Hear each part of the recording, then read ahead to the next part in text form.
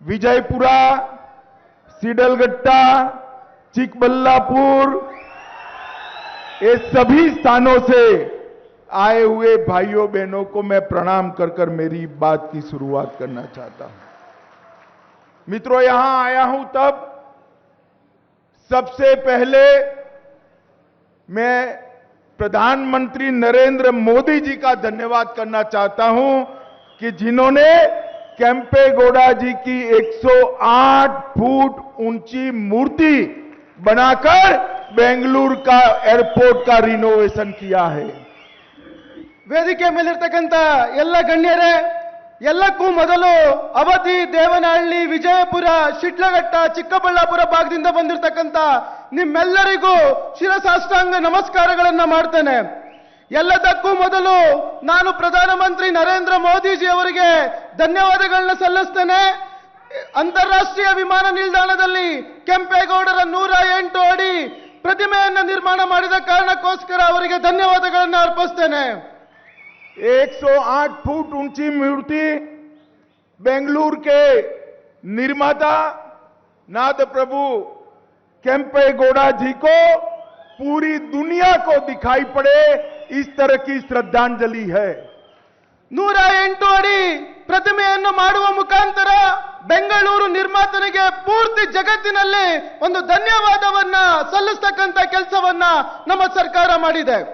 मित्रों, देवनहल्ली तालुका के अवती शहर से ये विजय संकल्प यात्रा जो शुरू हो रही है, इसका शुभारंभ आने वाले दिनों में होने वाले चुनाव में भारतीय जनता पार्टी की पूर्ण बहुमत की सरकार बनाने का नींव डालने का काम है। ಇವತ್ತು ದೇವನಹಳ್ಳಿಯಿಂದ ಪ್ರಾರಂಭವಾಗ್ತಿರ್ತಕ್ಕಂಥ ವಿಜಯ ಸಂಕಲ್ಪ ಅಭಿಯಾನವು ಮುಂದೆ ಬರ್ತಕ್ಕಂಥ ಚುನಾವಣೆಯಲ್ಲಿ पूर्ण ಬಹುಮತದ ಭಾರತೀಯ ಸರ್ಕಾರವನ್ನು ತರುವ ಒಂದು ಶುಭಾರಂಭದ ಕಾರ್ಯವಾಗಿದೆ। 2018 में आप लोगों ने भारतीय जनता पार्टी को सबसे बड़ी पार्टी बनाया। 2019 में 28 में से 25 लोकसभा सीटों पर भाजपा को जिताया और मोदी जी ने कर्नाटक का विकास करने का काम किया। 2018ರಲ್ಲಿ ನೀವೆಲ್ಲರೂ ಕೂಡ ಮತವನ್ನು ನೀಡಿ ಭಾರತೀಯ ಜನತಾ ಪಕ್ಷವನ್ನು ಕರ್ನಾಟಕದ ಅತಿ ದೊಡ್ಡ ಪಕ್ಷವಾಗಿ ಚುನಾವಣೆಯಲ್ಲಿ ಜಯಶೀಲರನ್ನಾಗಿ ಮಾಡಿದಿರಿ। ಅದೇ ರೀತಿ 2019ರಲ್ಲಿ 28 ಲೋಕಸಭಾ ಕ್ಷೇತ್ರಗಳಲ್ಲಿ 25 ಲೋಕಸಭಾ ಕ್ಷೇತ್ರಗಳಲ್ಲಿ ಭಾರತೀಯ ಜನತಾ ಪಕ್ಷದ ಎಂಪಿಯನ್ನು ಚುನಾವಣೆ ಮಾಡುವ ಮುಖಾಂತರ ಪ್ರಧಾನಮಂತ್ರಿ ಅವರಿಗೆ ಕರ್ನಾಟಕ ವಿಕಾಸ ಕೆಲಸ ಮಾಡಲಿಕ್ಕೆ ಅವಕಾಶವನ್ನು ಮಾಡಿಕೊಟ್ರಿ। ये यात्रा 31 जिलों के 224 विधानसभा क्षेत्रों से जाएगी। 8000 किलोमीटर घूमकर करोड़ों लोगों का जनसंपर्क करने वाली है। ಈ ಯಾತ್ರೆ ಎಲ್ಲ 25 ಜಿಲ್ಲೆಗಳಲ್ಲಿ 224 ಕಾನ್ಸ್ಟಿಟ್ಯೂಯೆನ್ಸಿಗಳಲ್ಲಿ ಸುಮಾರು 8000 ಕಿಲೋಮೀಟರ್ಗಳ ದೂರ ಸಾಗಿ ನಮ್ಮ ವಿಚಾರವನ್ನ ತಿಳಿಸಲಿಕ್ಕಿದೆ। मोदी जी के नेतृत्व में कर्नाटक के लिए एक डबल इंजन सरकारों ने ढेर सारे काम किए हैं। ಮೋದಿಜಿ ಅವರ ನೇತೃತ್ವದಲ್ಲಿ ನಮ್ಮ ಸರ್ಕಾರವು ಕರ್ನಾಟಕದ ವಿಕಾಸಕ್ಕಾಗಿ ಹಲವಾರು ಕೆಲಸ ಕಾರ್ಯಗಳನ್ನು ಮಾಡಿದೆ। अभी जब मोदी जी आए, शिवमोगा में 3600 करोड़ रुपया और बेलगावी में 2700 करोड़ रुपया का अलग अलग कामों का लोकार्पण और शिलान्यास किया है। ಈ ಬಾರಿ ಮೋದಿಜಿ ಅವರು ಬಂದಾಗ ಸುಮಾರು 24,000ಕ್ಕೂ ಹೆಚ್ಚು ಕೋಟಿ ರೂಪಾಯಿಗಳ ಕೆಲಸವನ್ನ, ಸಾವಿರಾರು ಕೋಟಿ ರೂಪಾಯಿಗಳ ಕೆಲಸ ಕಾರ್ಯಕ್ಕೆ ಶಿಲಾನ್ಯಾಸವನ್ನು ನೆರವೇರಿಸಿದ್ದಾರೆ। इस बजट में भारत सरकार ने कर्नाटक के लिए 37,257 करोड़ रुपीस कर्नाटक के लिए दिया है, जो आज तक के इतिहास में सबसे ज्यादा है। ಈ ಬಾರಿ ಕೇಂದ್ರದ ಬಜೆಟ್ ನಲ್ಲಿ ಕರ್ನಾಟಕಕ್ಕಾಗಿ 37,257 ಕೋಟಿ ರೂಪಾಯಿಗಳನ್ನು ಮೀಸಲಿಟ್ಟಿದ್ದು ಇತಿಹಾಸದಲ್ಲಿ ಅತ್ಯಂತ ಹೆಚ್ಚು ಹಣವನ್ನು ಕರ್ನಾಟಕಕ್ಕಾಗಿ ಈ ಬಾರಿ ಮೀಸಲಿಡಲಾಗಿದೆ। बसवराज जी के नेतृत्व में एफडीआई 2.72 लाख 2,72,000 करोड़ रुपया करोड़ रुपए का एफडीआई कर्नाटक में आया है। ಬಸವರಾಜ ಬೊಮ್ಮಾಯಿ ಅವರ ನೇತೃತ್ವದಲ್ಲಿ 2,27,000 ಲಕ್ಷ ಕೋಟಿ ರೂಪಾಯಿಗಳ ಎಫ್ಡಿಐ ಹಣವನ್ನು ಕರ್ನಾಟಕಕ್ಕೆ ನೀಡಲಾಗಿದೆ। अभी अभी मैं बसवराज जी को अभिनंदन करना चाहता हूं। ईज ऑफ डूइंग बिजनेस में 2022 में कर्नाटक पूरे देश में पहले नंबर पर आया है। ನಾನು ಮುಖ್ಯಮಂತ್ರಿ ಬಸವರಾಜ ಬೊಮ್ಮಾಯಿ ಅವರನ್ನು ಅಭಿನಂದಿಸುತ್ತೇನೆ। ಕರ್ನಾಟಕ ಈ ವಿಚಾರದಲ್ಲಿ ಇಡೀ ದೇಶದಲ್ಲೇ ಮೊದಲನೇ ಸ್ಥಾನಕ್ಕೆ ತಲುಪಿದೆ। बेंगलुरु में $1 अरब के संपत्ति के साथ 39 से ज्यादा स्टार्टअप है और सबसे ज्यादा स्टार्टअप यूनिकॉर्न स्टार्टअप हमारे कर्नाटक में है। ಬೆಂಗಳೂರಿನಲ್ಲಿ 1000ಕ್ಕೂ ಹೆಚ್ಚು ಸ್ಟಾರ್ಟ್ಅಪ್ಸ್ಗಳು ಪ್ರಾರಂಭ ಮಾಡಿದೆ। ಅದರಲ್ಲೂ ಯೂನಿಕಾರ್ನ್ ಸ್ಟಾರ್ಟ್ಅಪ್ಸ್ಗಳು ಅತಿ ಹೆಚ್ಚು ಇಡೀ ದೇಶದಲ್ಲಿ ಕರ್ನಾಟಕದಲ್ಲಿ ಪ್ರಾರಂಭ ಆಗಿದೆ। और स्पेस के क्षेत्र में देश के कुल बिजनेस में 25% 25% हिस्सेदारी कर्नाटक की है। ಸ್ಪೇಸ್ ಬಾಹ್ಯಾಕಾಶ ಕ್ಷೇತ್ರಕ್ಕೆ ಸಂಬಂಧಪಟ್ಟಂತೆ ಇಡೀ ದೇಶದಲ್ಲಿ 25% ಕರ್ನಾಟಕದ ಪಾಲು ಇದೆ। मित्रों, मैं आपको बताना चाहता हूं, देश एक भी डिफेंस एयरक्राफ्ट बनाता है तो हर 100 डिफेंस एयरक्राफ्ट में से 75 कर्नाटक बनाकर देश की सुरक्षा का काम करते हैं। ದೇಶದಲ್ಲಿ ನಿರ್ಮಾಣವಾಗತಕ್ಕಂತ ಡಿಫೆನ್ಸ್ ಏರ್ಕ್ರಾಫ್ಟ್ಗಳಲ್ಲಿ 57%ಗೂ ಹೆಚ್ಚು ಏರ್ಕ್ರಾಫ್ಟ್ಗಳನ್ನು ಕರ್ನಾಟಕ ನಿರ್ಮಾಣ ಮಾಡುತ್ತೆ ಅನ್ನೋದು ಖುಷಿಯ ಸಂಗತಿಯಾಗಿದೆ। कर्नाटक ने 2019 के बाद नौकरी देने की संख्या में 250% 250% इंक्रीज दर्ज की है। 2019ರ ನಂತರ ಕೆಲಸ ನೀಡುವ ಉದ್ಯೋಗ ನೀಡುವ ವಿಚಾರದಲ್ಲಿ 250% ಹೆಚ್ಚಳವಾಗಿರತಕ್ಕಂಥದ್ದು ಕರ್ನಾಟಕದಲ್ಲಿ। मित्रों, आप लोगों ने तय करना है एफडीआई में पहला नंबर लाने वाली भाजपा को वोट देना है या भ्रष्टाचार में पहले नंबर वाली जेडीएस और कांग्रेस को वोट देना है। ಬಂಧುಗಳೇ, ನೀವು ನಿರ್ಧಾರ ಮಾಡಬೇಕಾಗಿದೆ। ಎಫ್ಡಿಐ ನಲ್ಲಿ ಮೊದಲನೇ ನಂಬರ್ ತಂದುಕೊಡ್ತಕ್ಕಂಥ ಭಾರತೀಯ ಜನತಾ ಪಕ್ಷಕ್ಕೆ ಮತ ನೀಡ್ತಿರೋ ಇಲ್ಲ ಭ್ರಷ್ಟಾಚಾರದಲ್ಲಿ ಮೊದಲನೇ ಸ್ಥಾನ ತಂದುಕೊಡ್ತಕ್ಕಂಥ ಕಾಂಗ್ರೆಸ್ ಮತ್ತು ಜೆಡಿಎಸ್ಗೆ ಮತ ನೀಡ್ತಿರೋ ಅನ್ನೋ ನಿರ್ಧಾರ ಮಾಡಬೇಕಿದೆ। आपने तय करना है एविएशन और स्पेस में कर्नाटक को 1 नंबर बनाने वाली भाजपा को वोट देना है या अपने परिवार का इंटरेस्ट नंबर 1 पर रखने वाली जेडीएस और कांग्रेस को वोट देना है। ನೀವು ನಿರ್ಧಾರ ಮಾಡಬೇಕಾಗಿದೆ। ಏವಿಯೇಷನ್ ಮತ್ತು ಸ್ಪೇಸ್ ಟೆಕ್ನಾಲಜಿನಲ್ಲಿ ನಂಬರ್ 1 ಮಾಡ್ತಕ್ಕಂಥ ಬಿಜೆಪಿಗೆ ಮತ ನೀಡಬೇಕು, ಇಲ್ಲ ತಮ್ಮ ಪರಿವಾರವನ್ನ ಕುಟುಂಬವನ್ನ ನಂಬರ್ 1 ಮಾಡ್ತಕ್ಕಂಥ ಜೆಡಿಎಸ್ ಮತ್ತು ಕಾಂಗ್ರೆಸ್ಗೆ ಮತ ನೀಡಬೇಕು। मित्रों, यूनिकॉर्न स्टार्टअप में नंबर 1 बनाने वाला भाजपा को वोट देना है या अपने परिवार में सभी लोगों को टिकट देने वाली जेडीएस को वोट देना है। ಯೂನಿಕಾರ್ನ್ ನಲ್ಲಿ ಇಡೀ ದೇಶದಲ್ಲಿ ನಂಬರ್ 1 ಮಾಡ್ತಕ್ಕಂಥ ಬಿಜೆಪಿಗೆ ಮತ ನೀಡಬೇಕು ಅಥವಾ ತಮ್ಮ ಕುಟುಂಬದಲ್ಲಿರ್ತಕ್ಕಂಥ ಎಲ್ಲರಿಗೂ ಚುನಾವಣೆಯಲ್ಲಿ ಟಿಕೆಟ್ ನೀಡತಕ್ಕಂಥ ಜೆಡಿಎಸ್ಗೆ ಮತ ನೀಡಬೇಕು ಅನ್ನುವ ನಿರ್ಧಾರವನ್ನ ಮಾಡಬೇಕಿದೆ। आपने तय करना है पीएफआई पर बैन लगाने वाली भारतीय जनता पार्टी को वोट देना है या आतंकवादियों का समर्थन करने के लिए वोट बैंक की राजनीति करने के लिए तैयार हम कांग्रेस पार्टी को वोट देना है। ನೀವು ನಿರ್ಧಾರ ಮಾಡಬೇಕಿದೆ। ಪಿಎಫ್ಐ ಅನ್ನು ಬ್ಯಾನ್ ಮಾಡತಕ್ಕಂತ ಭಾರತೀಯ ಜನತಾ ಪಕ್ಷಕ್ಕೆ ಮತ ನೀಡಬೇಕು ಅಥವಾ ಭಯೋತ್ಪಾದನೆಗೆ ಉತ್ತೇಜನ ನೀಡತಕ್ಕಂತ ಕಾಂಗ್ರೆಸ್ಗೆ ಮತ ನೀಡಬೇಕು ಅನ್ನುವ ನಿರ್ಧಾರವನ್ನ ಮಾಡಬೇಕಿದೆ। मित्रों, जो पार्टियां परिवारवाद करती है वो कर्नाटक का भला नहीं कर सकती। वो अपने परिवार से ऊपर उठकर कर्नाटक के गरीब की चिंता नहीं कर सकती। कर्नाटक के गरीब की चिंता केवल और केवल मोदी जी के नेतृत्व में भारतीय जनता पार्टी कर सकती है। ಕುಟುಂಬದ ಬಗ್ಗೆ ಯೋಚನೆ ಮಾಡ್ತಕ್ಕಂಥ ಪಕ್ಷ ಯಾವತ್ತೂ ಕೂಡ ಕರ್ನಾಟಕದ ಬಡವರ ಬಗ್ಗೆ ಯೋಚನೆಯನ್ನ ಮಾಡ್ತಕ್ಕಂಥ ಕೆಲಸವನ್ನ ಮಾಡೋದಿಲ್ಲ. ಆದರೆ ಮೋದಿಜಿ ಅವರ ನೇತೃತ್ವದ ಭಾರತೀಯ ಜನತಾ ಪಕ್ಷ ಬಡವರ ಕಲ್ಯಾಣದ ಬಗ್ಗೆ ಯೋಚನೆಯನ್ನ ಮಾಡುತ್ತೆ. मित्रों, आज मैं इस क्षेत्र में एक बात विशेष रूप से कहने आया हूं।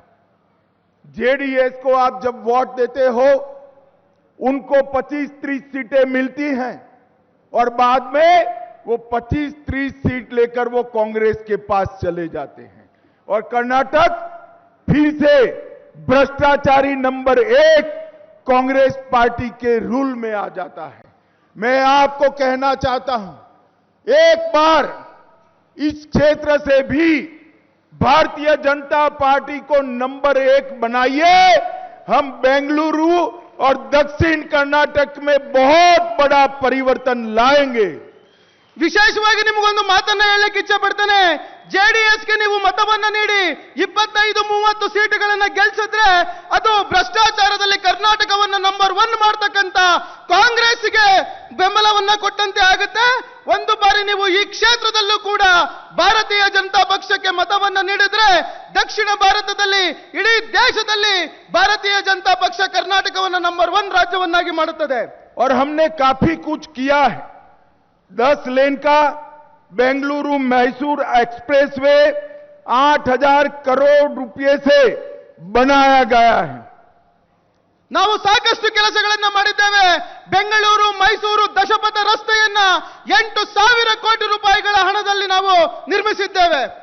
दक्षिण भारत की पहली वंदे भारत ट्रेन मोदी जी ने मैसूर से चेन्नई सेंट्रल तक इस 11 नवंबर को उद्घाटित की है। ದಕ್ಷಿಣ ಭಾರತದ ಮೊದಲ ವಂದೇ ಭಾರತ್ ಎಕ್ಸ್ಪ್ರೆಸ್ ಟ್ರೈನು ಮೈಸೂರು ಮತ್ತು ಚೆನ್ನೈ ನಡುವೆ ಇದೇ ನವೆಂಬರ್ 11ನೇ ತಾರೀಕು ಮೋದಿಜಿ ಅವರ ನೇತೃತ್ವದಲ್ಲಿ ಉದ್ಘಾಟನೆಗೊಂಡಿದೆ. Bengaluru Chennai Mysore high speed rail corridor हजारों करोड़ रुपए से भारतीय जनता पार्टी की सरकार ने बनाने की शुरुआत की है। Bengaluru Chennai Mysuru express railway corridor ಅನ್ನು ಸಾವಿರಾರು ಕೋಟಿ ರೂಪಾಯಿಗಳ ಖರ್ಚಿನಲ್ಲಿ ಭಾಜಪಾ ಸರ್ಕಾರ ಪ್ರಾರಂಭವನ್ನ ಮಾಡಿದೆ. और मित्रों, मैं इतना कहना चाहता हूं, एक बार सिद्धरामैया जी, यूपीए सरकार ने जो यहां पैसा खर्च करा था, इसका हिसाब लेकर आ जाए।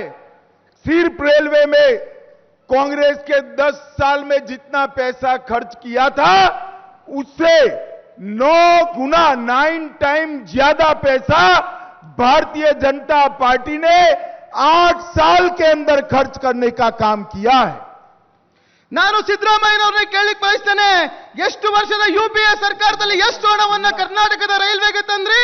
ಅದಕ್ಕೆ 9ಕ್ಕೂ ಹೆಚ್ಚು % ಎಷ್ಟು ಬಾರಿ ಹಣವನ್ನ ನಾವು ಇವತ್ತು 8 ವರ್ಷಗಳಲ್ಲಿ ಕರ್ನಾಟಕಕ್ಕೆ ನೀಡಿದ್ದೇವೆ. बेंगलुरु मेट्रो के लिए 15,800 करोड़ रुपया नया लगाया गया है।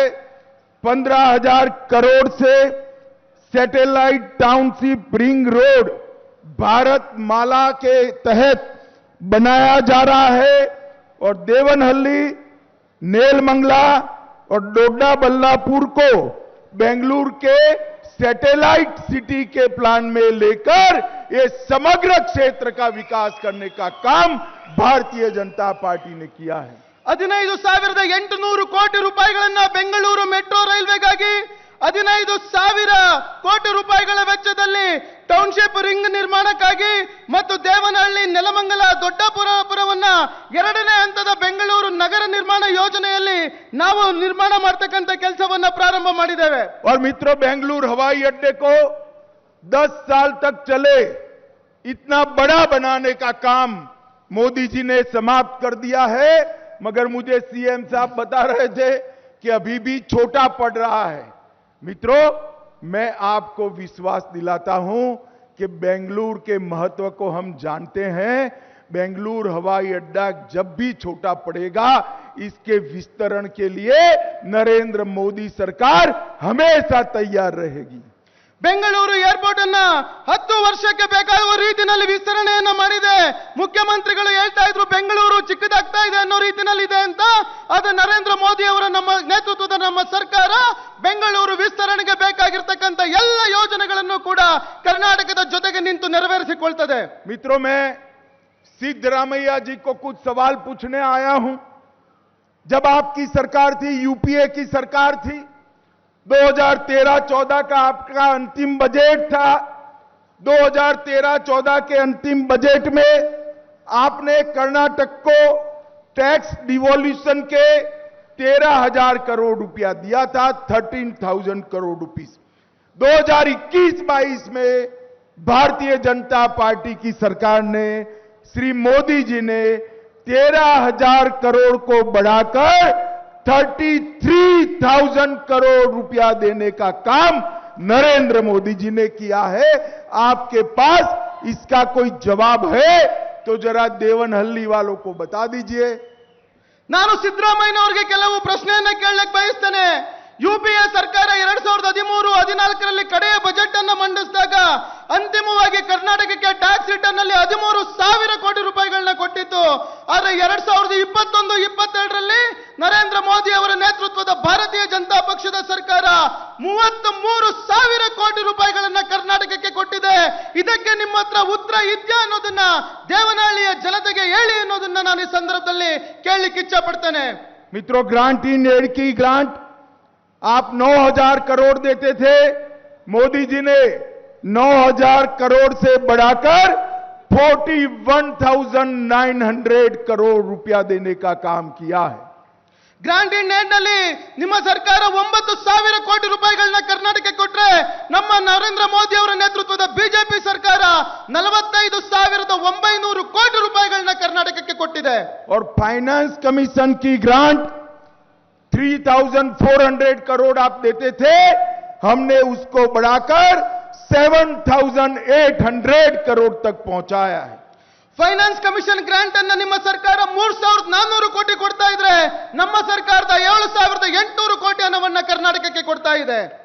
और कुल मिलाकर आप 25,000 करोड़ रुपया देते थे और मोदी जी 83,000 करोड़ रुपया दे रहे हैं। ಎಲ್ಲ ಸೇರಿ ನೀವು ಕರ್ನಾಟಕಕ್ಕೆ 25,000 ಕೋಟಿಯನ್ನ ಕೊಡ್ತಾ ಇದ್ರಿ. ಆದ್ರೆ ಮೋದಿಜಿ ಅವರ ಸರ್ಕಾರ 83,000 ಕೋಟಿ ರೂಪಾಯಿಗಳನ್ನ ಕರ್ನಾಟಕಕ್ಕೆ ಕೊಡ್ತಾ ಇದೆ. अभी 31,000 करोड़ की लागत से बेंगलुरु हैदराबाद एक्सप्रेस वे का भी काम शुरू हो गया है। काफी कुछ पूरा हो गया है। ಇತ್ತೀಚೆಗೆ 31,000 ಕೋಟಿ ರೂಪಾಯಿಗಳ ಬೆಂಗಳೂರು ಹೈದರಾಬಾದ್ ಎಕ್ಸ್ಪ್ರೆಸ್ ಹೈವೇ ಪ್ರಾರಂಭವನ್ನು ಕೂಡ ಶುರು ಮಾಡಲಾಗಿದೆ. मित्रों, ये सब के अलावे मोदी जी ने देश को सुरक्षित करने का काम किया है। ಬಂಧುಗಳೇ, ಮೋದಿಜಿ ಅವರು ದೇಶವನ್ನ ಸುರಕ್ಷಿತವಾಗಿರ್ತಕ್ಕಂಥ ಕೆಲಸವನ್ನ ಮಾಡ್ತಾ ಇದ್ದಾರೆ. यूपीए के टाइम में हर रोज पाकिस्तान से आतंकवादी घुसपैठ कर हमारे जवानों के गला काटकर ले जाते थे। ಯುಪಿಎ ಸಂದರ್ಭದಲ್ಲಿ ಪಾಕಿಸ್ತಾನದಿಂದ ಭಯೋತ್ಪಾದಕರು ಭಾರತದ ಒಳಗೆ ನುಸಿ ನಮ್ಮ ದೇಶದ ಸೈನಿಕರ ಕುತ್ತಿಗೆಯನ್ನು ಕತ್ತರಿಸಿ ಹೋಗ್ತಾ ಇದ್ರು. मोदी जी के समय में इन्होंने पुलवामा में हिम्मत की। 10 ही दिन में हमारी सेना उनके घर में घुसकर आतंकवादियों का खात्मा कर हमारे जवानों का बदला लेकर वापिस आ गई। ಮೋದಿಜಿ ಅವರ ನೇತೃತ್ವದಲ್ಲಿ ಪುಲ್ವಾಮಾವನ್ನ ಕೆಲಸವನ್ನ ಪಾಕಿಸ್ತಾನ ಮಾಡಿದಾಗ ನಾವು ಅವರ ಮನೆಗೆ ನುಗ್ಗಿ ಅವರ ಭಯೋತ್ಪಾದಕರ ನೆಲೆಗಳನ್ನ ಖತಮ್ ಮಾಡತಕ್ಕಂತ ಕೆಲಸವನ್ನ ನಾವು ಮಾಡಿದ್ವಿ. मोदी जी ने देश को सुरक्षित बनाया है, देश को समृद्ध बनाया है और समग्र दुनिया में देश का सम्मान बढ़ाया है। ಮೋದಿಜಿ ಅವರ ನೇತೃತ್ವದಲ್ಲಿ ದೇಶವು ಸುರಕ್ಷಿತವನ್ನಾಗಿ ಮಾಡಿದ್ದಾರೆ, ಸಮೃದ್ಧವನ್ನಾಗಿ ಮಾಡಿದ್ದಾರೆ ಮತ್ತು ಇಡೀ ವಿಶ್ವದಲ್ಲಿ ಭಾರತಕ್ಕೆ ಸನ್ಮಾನ ದೊರಕುವಂತೆ ಮಾಡಿದ್ದಾರೆ. और भाइयों बहनों, इस चुनाव में नॉर्थ ईस्ट से लेकर गुजरात तक, गुजरात से लेकर कर्नाटक तक जो भाजपा की सरकारें हैं, इसी तर्ज पर पूर्ण बहुमत की सरकार नरेंद्र मोदी जी के नेतृत्व में कर्नाटक में भी बनाना है। आप मुझे बताइए, कमल के निशान पर बटन दबाएंगे क्या? जोर से बोलिए, दबाएंगे? पूर्ण बहुमत की सरकार बनाएंगे? मोदी जी के हाथ मजबूत करेंगे? बसवराज बोम्मई के हाथ मजबूत करेंगे? तो मेरे साथ दोनों हाथ उठाइए, उठाइए दोनों हाथ, विजय के संकल्प की मुट्ठी बींचिए और प्रचंड आवाज से बोलिए, भारत माता की जय, भारत माता की जय, भारत माता की जय, वंदे मातरम, वंदे मातरम, वंदे मातरम।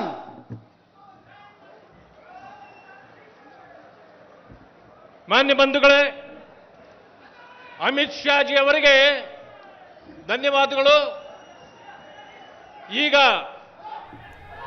ಇಷ್ಟೊತ್ತು ದೇವನಹಳ್ಳಿಯಲ್ಲಿನ ವಿಜಯ ಸಂಕಲ್ಪ ಯಾತ್ರೆಯಲ್ಲಿ ಕೇಂದ್ರ ಗೃಹ ಸಚಿವರಾದಂತಹ ಅಮಿತ್ ಶಾ ಅವರು ಮಾತನಾಡ್ತಾ ಇದ್ರು. ಕರ್ನಾಟಕ ರಾಜ್ಯಕ್ಕೆ ರಾಜ್ಯ ಸರ್ಕಾರ ಸೇರಿ ಕೇಂದ್ರ ಸರ್ಕಾರ, ಡಬಲ್ ಇಂಜಿನ್ ಸರ್ಕಾರ ಯಾವ ರೀತಿಯಾಗಿ ಯೋಜನೆಗಳನ್ನ ತಂದಿದೆ, ಅಭಿವೃದ್ಧಿ ಕಾರ್ಯಗಳನ್ನ ಮಾಡಿದೆ ಅನ್ನೋದನ್ನ ವಿವರವನ್ನ ನೀಡ್ತಾ ಇದ್ರು. ಅದನ್ನ ಉದ್ಘಾಟನೆ ಮಾಡಿದರೆ ಅವರಿಗೆ ನಮ್ಮ ನಿಮ್ಮೆಲ್ಲರ ಪರವಾಗಿ ಉತ್ಪೂರ್ವಕವಾದ